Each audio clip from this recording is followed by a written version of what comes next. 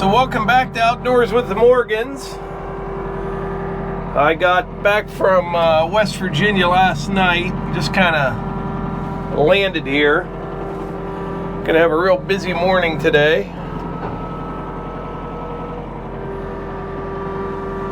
It's not as hazy as it was yesterday, but you guys see New York City?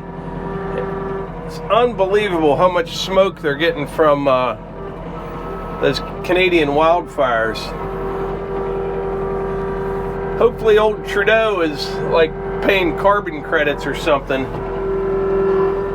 That'll make everything better.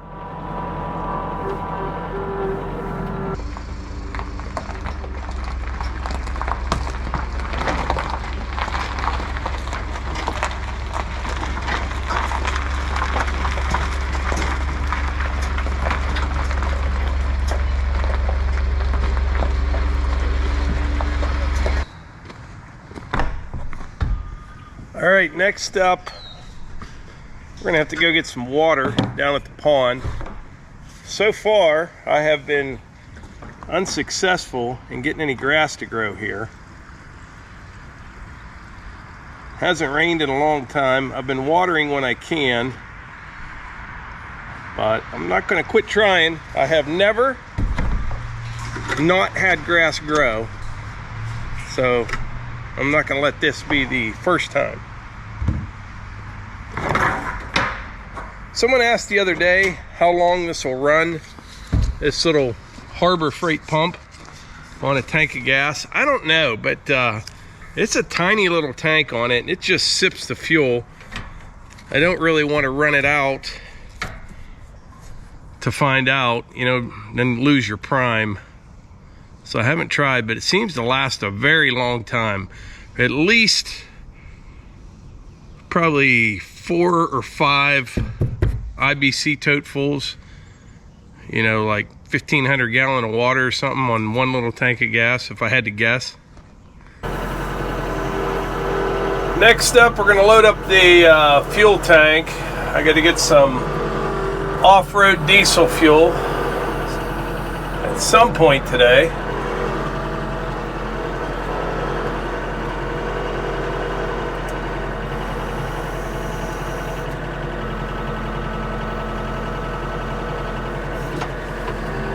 That's a 100-gallon tank. Actually, it may be right under 100. I can't remember.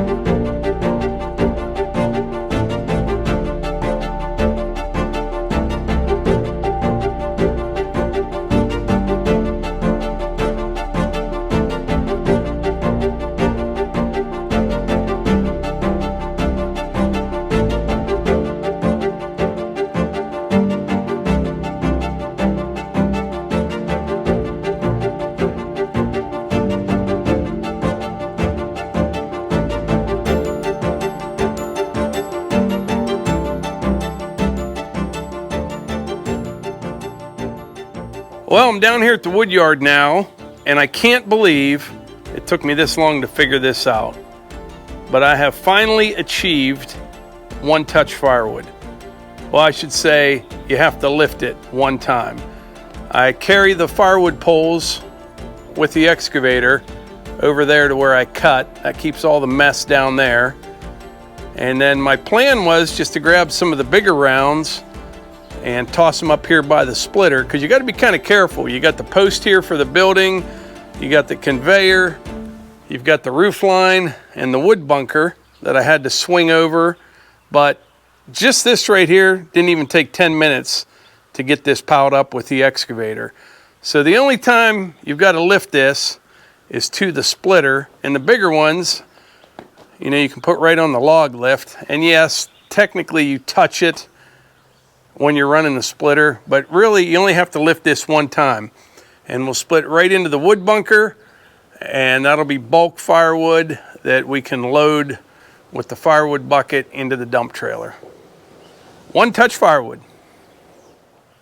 Now I'm gonna cut a little bit more, and here in about a half hour, 45 minutes, we got some help coming. We had to bring a crew in from Vegas to help split wood.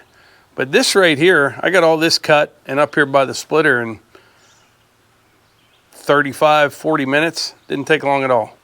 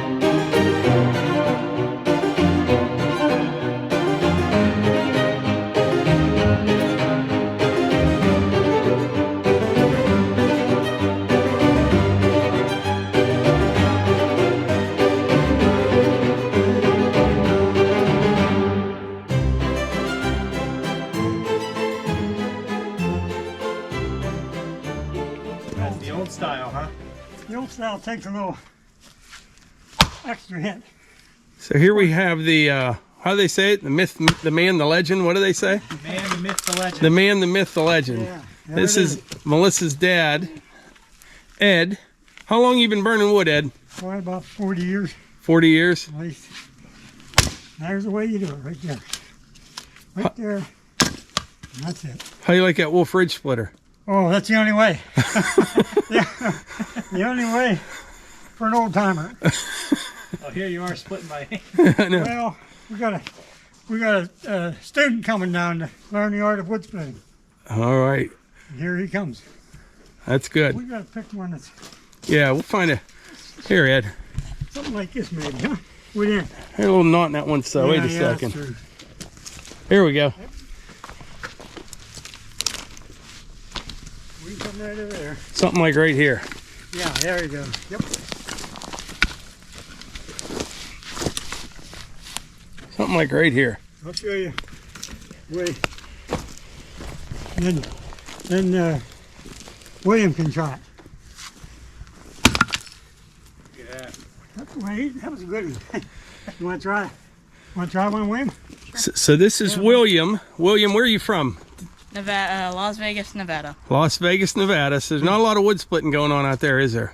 No, there ain't no trees. No trees, Just no dirt. wood. Just dirt. That's all. You like the greenness here, don't you? Yeah. Yeah. So this is our nephew, Melissa's brother's son, William. They're visiting from Vegas. And like I said, this is Melissa's dad.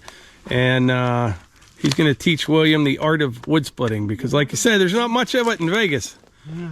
You've been out there in Vegas, haven't you, Ed? Yeah, that's nice country, but quite a bit different than the homeland. That's the way the old timers had to do it. And to this day, some old timers still want to try a shot. You want to tell them what to do there, Ed? So Yeah. Stand about like this. Bring it up like this. And aim right for that. And you kind of slide that hand down. Yeah. And you'll see how his legs are Right. apart, so it kind of, Yeah. if you were to Yeah, There if you you were go, to yeah. miss, go right between your legs. Here, watch. Yeah. almost. That's right. Takes some getting Take an used to. aim first, like this. Yeah, this. Like a practice swing Yeah, almost. stand about like that. And don't even go up real high the first time. Just go up a little bit.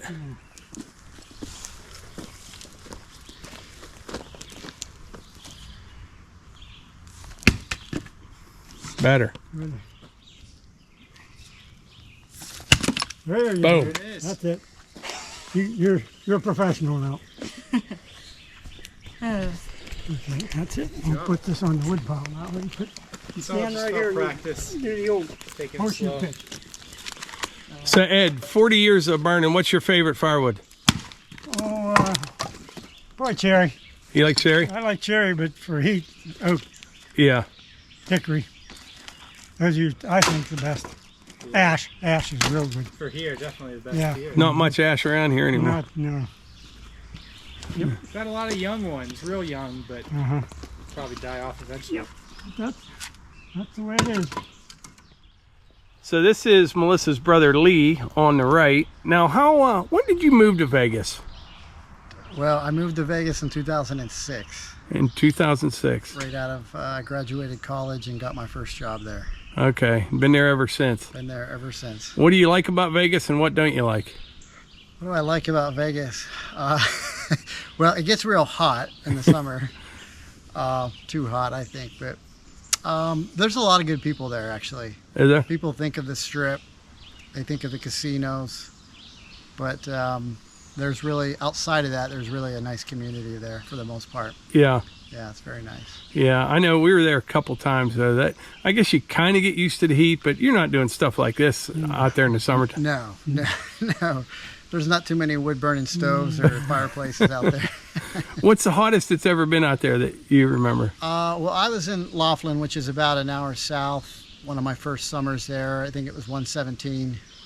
Oh my gosh. Yeah, it was like walking outside the casino. It was like a blast furnace. Just, Yeah. it was bad. But yeah, I think 117, probably the highest. Holy smokes. I remember. Too hot, isn't it, Ed? That's brutal. That's brutality. That's torture. Brutality, yeah, it's the best. Yeah. That's much. Well, we're going to order a pizza here for dinner. How's that sound? Let's do it. All right. I'm hungry now.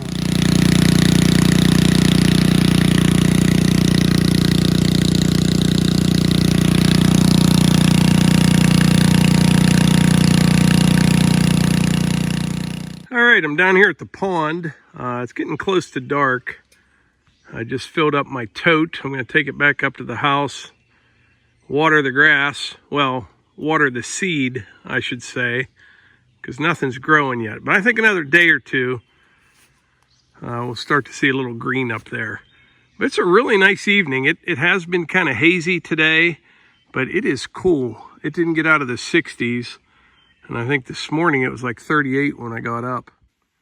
I'll tell you what, I got this firewood thing figured out. Lee and his family will be here for 2 weeks. and that worked out pretty good today. I had Levi, Ed, Lee, and William, and we knocked out some wood in a hurry, and they seem to enjoy doing it. They're up at the house right now. We had a fire, ordered some pizza. So if we do that every day for 2 weeks now, we'll crank out some wood.